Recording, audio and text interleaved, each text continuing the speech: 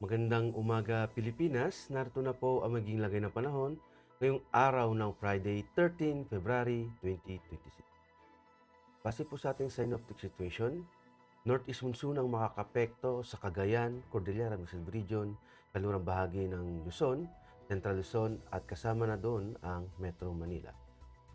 Easterlies naman ang makakapekto sa Visayas at Mindanao. Dulot ng dalawang weather system na ito, ang pagbabanggaan ng dalawang weather system na ito ay nagdudulot ng shearline na makakaapekto sa Isabela, Aurora, Quezon, Rizal, Laguna, Oriental Mindoro, Romblon, Marinduque at Bicol region. At para naman sa magiging general area forecast, dulot nga ng easterlies ang buong Visayas ay makakaranas ng maulap na kalangitan na may kalat-kalat na pag-ulan, kidlat at kulog. Dulot naman ng shearline ang Isabela, Aurora, Quezon, Bicol region, Batangas, Romblon, Oriental Mindoro ay makakaranas din ng maulap na kalangitan na may kalat-kalat na pag-ulan, kidlat at kulog. Sa Cagayan ay makakaranas ng maulap na kalangitan na may mahihinang pag-ulan, dulot ito ng Northeast monsoon.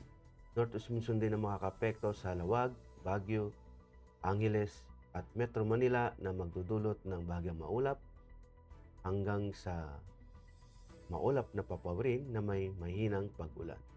Sa Puerto Princesa, magiging bahagyang maulap hanggang sa maulap na papawirin na may pulo-pulong pag-ulan, kidlat, kulog, dulot ito ng localized thunderstorms.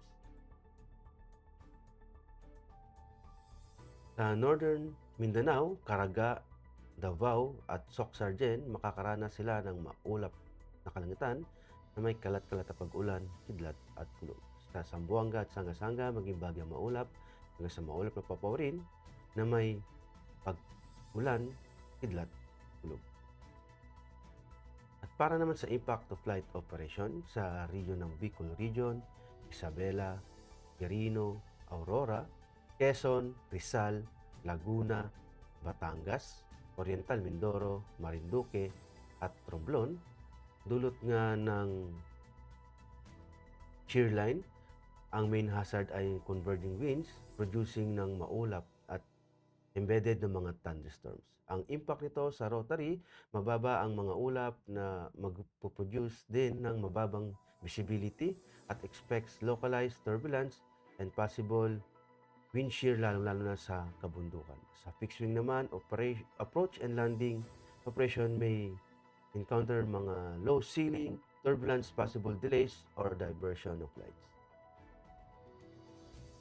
Sa Metro Manila, Ilocos Region, Central Luzon, sa Cordillera Nueces Region, sa bahagi ng Cagayan Valley, Apayao, Kalinga, Mountain Province at Ifugao, dulot nga ng Northeast monsoon, cool and dry northeasterly flow na magdudulot ng malalakas na hangin at kasamang mahinang pag-ulan. Ang impact nito sa rotary, strong crosswinds and wind gusts na magre-restrict sa take-off and landing at sa hover operation. Sa fixed wing naman, crosswind and moderate turbulence during approach, possible delays due to low visibility at sa mahinang pag-ulan.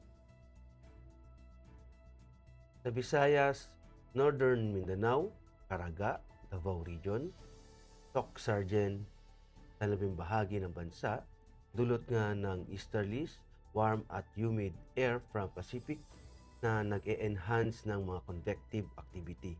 Ang impact nito sa rotary, mga localized thunderstorms at mga light turbulence na magdadala ng brief effect sa operation, lalong-lalo na sa hapon. Sa fixed wing naman, generally fair with possible isolated mga CBs causing short-term delays and turbulence.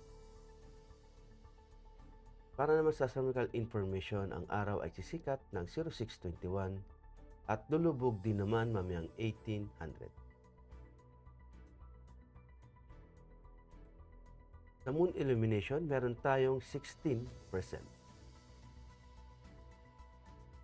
At para manatiling updated sa lagay at pagtayo ng panahon, i-follow lamang ang Air Force Weather Center sa mga social media account. Sa ngalan ng aming commanding officer na si Colonel Alvin Jan Yugador, PAF JSC, ako po si Technical Sergeant Brian Benedict B. Arcilla, Weather Forecaster ng Air Force Weather Center. Maraming salamat po.